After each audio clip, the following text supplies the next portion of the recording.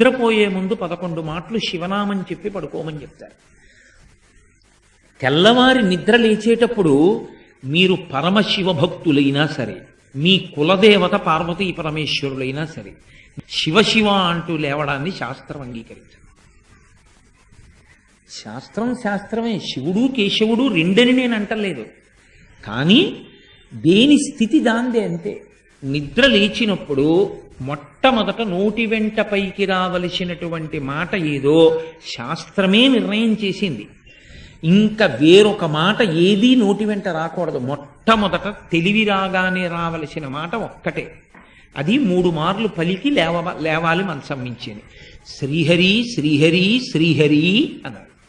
3 మాటలు శ్రీహరి అన్న నామం చెప్పి మాత్రమే లేవవలసి ఉంటుంది. అంటే జాగృతి ప్రారంభమైంది. నిద్ర లేచాడంటే రక్షణ చెయ్యవలసినటువంటి వాడు శ్రీ మహావిష్ణువు.